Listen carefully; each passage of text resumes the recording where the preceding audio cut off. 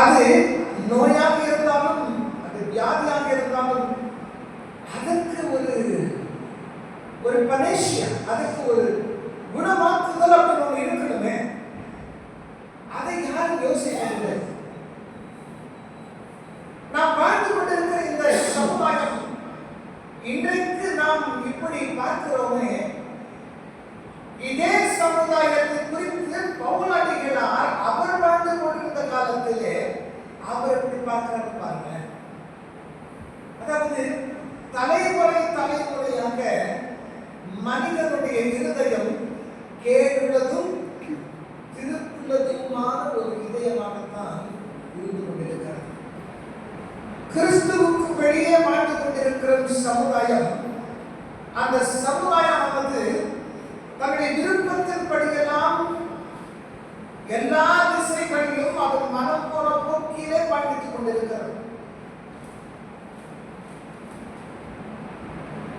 அவரவர் தன் வழியிலே போய் கொண்டிருக்கிறார்கள். அவர்களை வழிநடத்துவதற்கு ஒருவரும் முன் வருவதில்லை.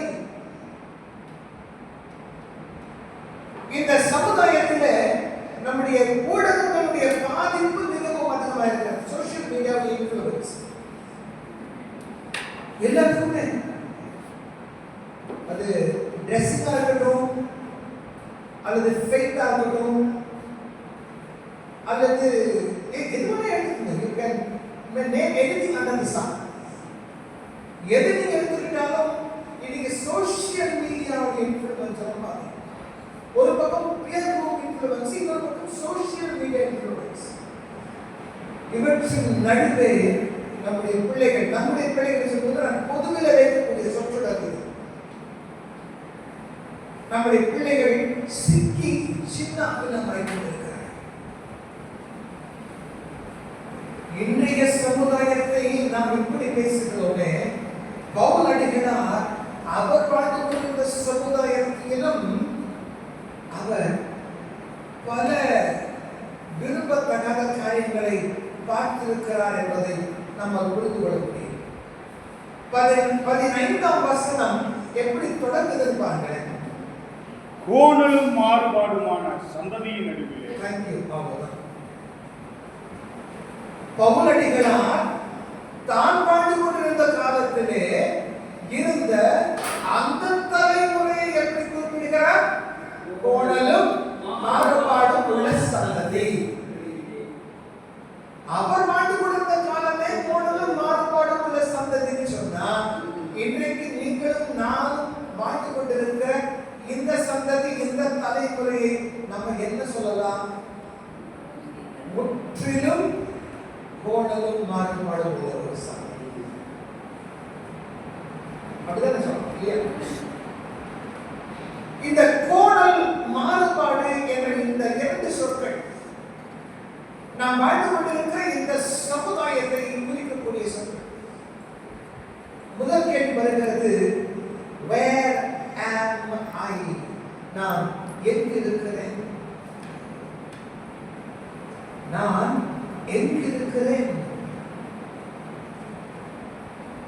நான் இந்த கோணலும் மாறுபாடும் உள்ள சந்ததியின் நடுவில் இருக்கிறேன். படிக்கும் பொழுது ஒரு வார்த்தை நிறுத்தி யோசிச்சு வாசிச்சோம்னா நிறைய காரியங்கள் நமக்கு புலப்படும். இந்த கோணலும் மாறுபாடும் உள்ள சந்ததியின் விளிம்பில் ஆண்டவர் உங்களையும் என்னையும் வைக்கவில்லை. அவர் எது வைத்திருக்கிறார்? நடுவிலே வைத்திருக்கிறார். இந்த கோணலும் மாறுபாடும் உள்ள சந்ததியின் நடுவிலே அவர் உங்களையும் என்னையும் சும்மா வைக்கல, ஒரு நோக்கத்தோடு வைத்திருக்கிறார். ஒரு நோக்கத்தோடு.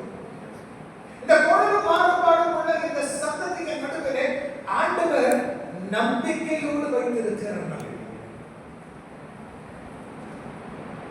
என்ன நம்பிக்கை தெரியுமா? என் பிள்ளைகள் என் வழி விலகி போக மாட்டார்கள் என்கிற நம்பிக்கை. அல்லேலூயா. புரியுதா? அல்லேலூயா.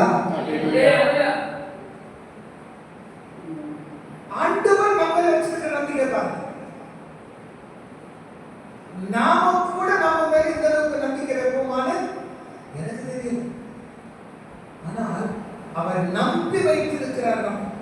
இந்த கோணலும் மாறுபாடுக்குள்ள இந்த சந்ததியின் நடுவில் நம்ம இருக்கிறோம்.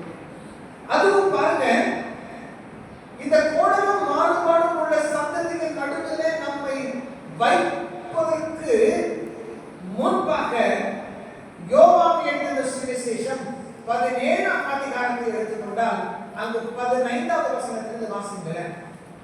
நீர் அவர்களை உலகத்திலிருந்து எடுத்துக்கொள்ளும்படி நான் வேண்டிக் கொள்ளாமல் நீர் அவர்களை நீங்கள் அவர்களை உலகத்திலிருந்து எடுத்துக்கொள்ளும்படி நான் வேண்டிக் கொள்ளாமல் ஆண்டவராகிய இயேசு கிறிஸ்து பிதாவிடம் சொல்கிறார், என் பிள்ளைகளை நீர் எனக்கு கொடுத்து இந்த மக்களை இந்த உலகத்திலிருந்து எடுத்துக் கொள்ளுங்கள் என்று நான் உங்களிடத்தில் வேண்டவில்லை.